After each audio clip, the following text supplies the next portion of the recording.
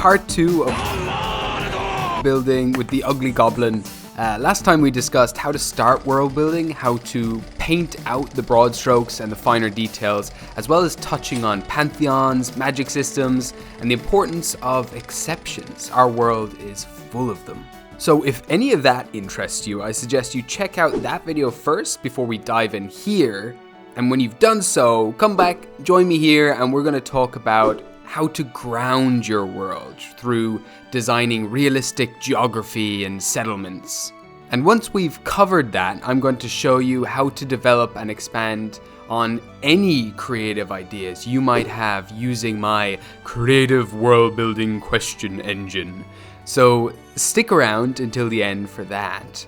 But just before we begin, if you are looking for any neat new TTRPG systems that feel familiar to D&D 5e, but are just like better in a lot of ways, and maybe have rules that allow you for more freedom and creative decision making, as well as introducing concepts like mana and mental defense and skills you can actually level up in, check out DC20 through my affiliate link below. It's currently in its alpha stage, but you can grab it now for about $5 using code ALPHA5OFF. Check it out before the Kickstarter goes live in June so you can see if this is something that you want to invest in when it finally comes out and is released to the public. It's an amazing system and one I've personally had a blast playing with my own group, who have asked not only for a sequel to the one-shot I've run, but insist on continuing playing with this system specifically, which never happens. Typically, we always return to 5th edition in the end. So this is really saying something. They really like this system. And I also, in the future, break down DC20 as a whole. I'm going to be releasing a whole animated video on that in the near future. So do subscribe to this channel if you want to see that. But without further ado, let's go back to our world building video. So today we are building a physical world, starting with its geography. Now, geography is a whole world of its own. So like many subjects in this video,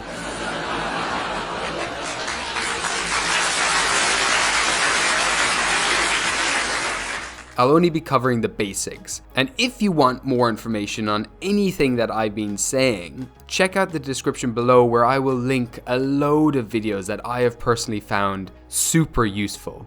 In my previous video on world building, I talked about exceptions to things and how they make the world feel magical and quite believable too. But grounding your world in reality also allows you to sweep your audience off their feet and makes magical moments feel more believable.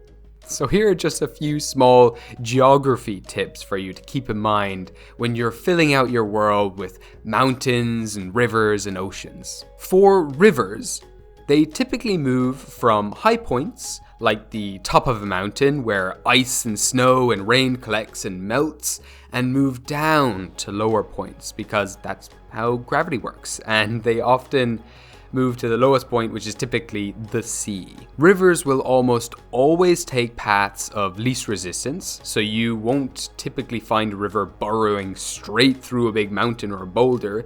It'll usually move around it and pass through softer stone. Also, rivers don't split. You'll often see two rivers meeting to form a bigger river, but as for splitting, that doesn't typically happen unless there's a lot of silt buildup in areas, but that typically also happens towards the end of the river's journey when it's getting slower, but often in the end as well, they meet back up to form a full river again. Oh, and rivers don't move from coast to coast. That's just an island. As for mountains, just keep in mind, there's typically no such thing as a lonely mountain. However, we totally contradicted this in my last video, where we took Church Mountain as an example. That mountain can be found in Iceland and it stands entirely on its own. Also, rain shadow's a thing. Often you might find one side of a mountain gets a lot more rain while the other gets none.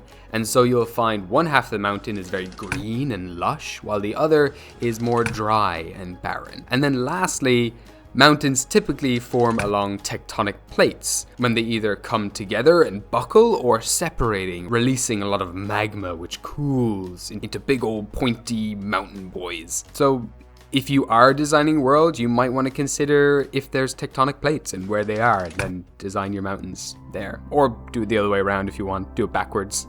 Draw your mountains and then add your tectonic plates. It doesn't really matter too much. As I previously said, our world is full of exceptions, and yours should be too. And as soon as you throw magic or alien physics into that mix, anything is possible. So feel free to ignore all of what I just said. But if you do take note of all this and you end up drawing up your mountains and rivers, you'll probably end up with something similar to this.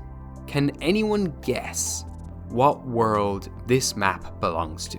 Put your answers in the comments below. I'll wait.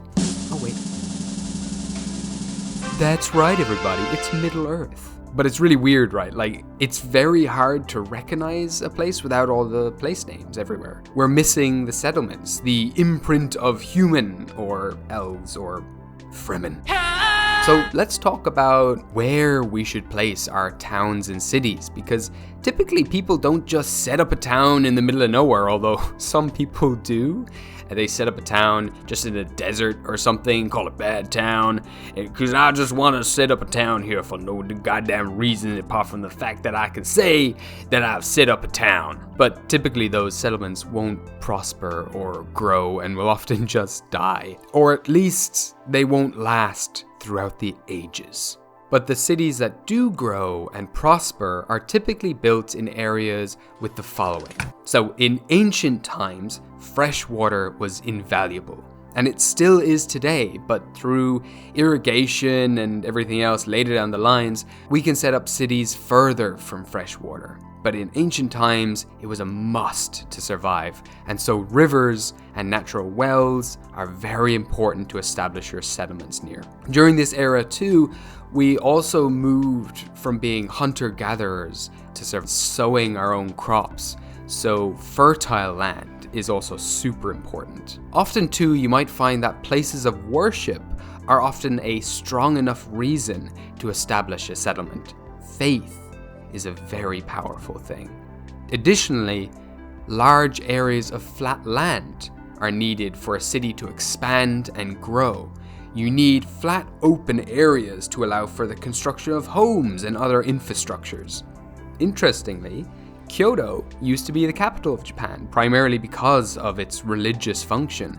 However, in later years, this became less relevant to some people, and Tokyo eventually became the capital due to the fact that it had far larger areas of flat land, which allowed it to expand and become far larger than Kyoto. Later down the lines, towards the pre-industrial era, trade becomes super important and settlements begin to specialize. You'll find whole cities are built on the end of mountains simply because it proves to be a more easily fortified area, easier to defend against your enemies. Some settlements might build further up north where it's colder and harder to survive, but the rivers are full of gold. Silk, spices, animals, ore, other rare metals or gemstones, these all become precious and valuable resources down the line, and often settlements are built around these resources simply so they can be gathered and sold. And with the buying and selling of goods, trade routes form. Rivers become more popular than ever before due to the fact that you can easily transport goods along them.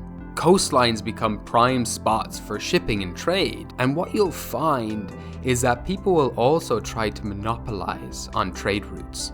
Where goods are moving between one place to another, people often set up settlements between them to exploit the traders traveling along those roads, offering places to stay, or perhaps even setting up tolls. Hopefully all of this gives you some ideas as to where certain settlements should be set up in your world. And you might start dotting down little areas on your map and putting little marks here and there, but how do you design the settlements when you know where to put them? Who lives there, and what's the town's population? What exactly do they sell, and what kind of history has it had?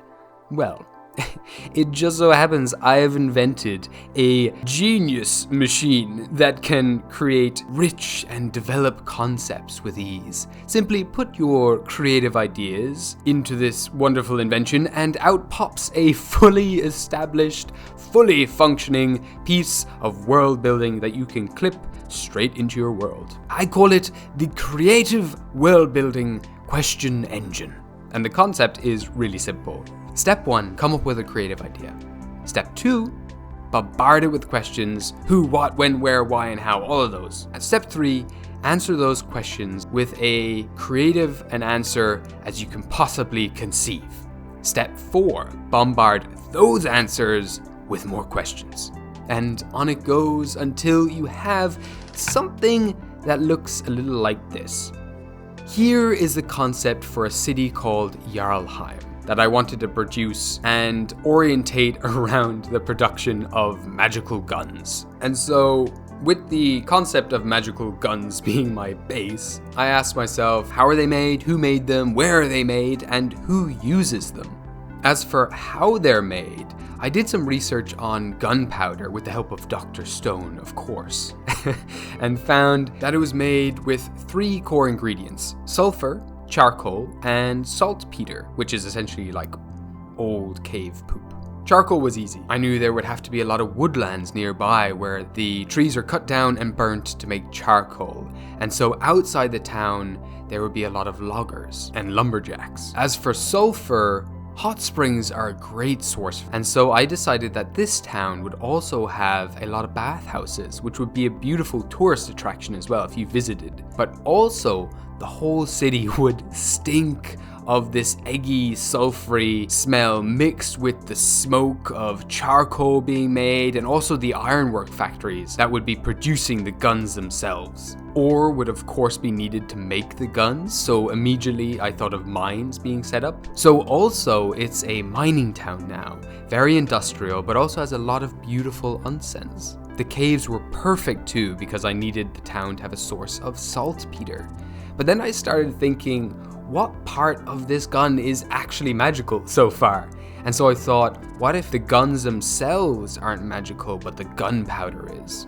So I looked at my ingredients and wondered what aspect of them should be magical. And then I remembered an old video I watched ages ago by Jess Jackdaw, where they created this cute little creature called a Smollosk. Go check out the video in the description below. Jess Jackdaw is incredible and always inspires me with brilliant ideas whenever I watch their videos. But these snails, they excrete this healing goop that's also highly explosive. And I thought that would be perfect. This unstable goop that pools up in caves within these mines. And perhaps these mines themselves are the perfect microclimate for Smollosks to prosper and multiply.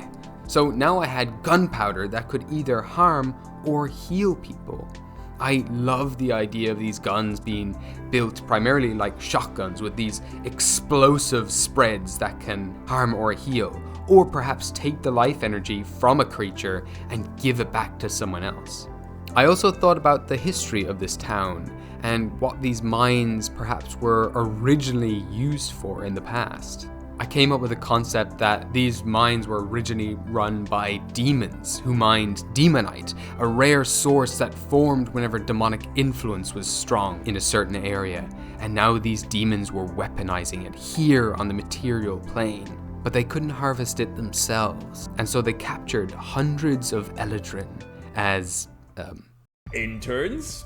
You know, where they put people of other races in an internship against their will. Wink, wink, nudge, nudge. To mine the demonite for them. In my own world, Eladrin are the purest form of elf you can find, but they're also like a blank canvas, a sponge of sort that absorbs influences around them.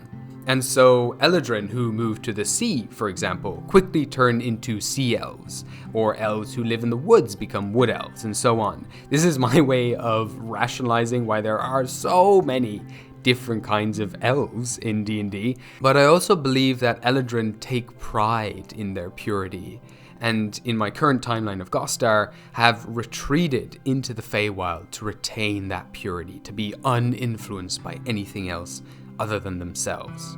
But unfortunately for these specific Eladrin, they would be scarred forever. Overexposed to demonite, it made them wild and prone to anger, and one day, one Eladrin rose up to their oppressor and killed a demon, drinking its blood and encouraging their kin to do the same.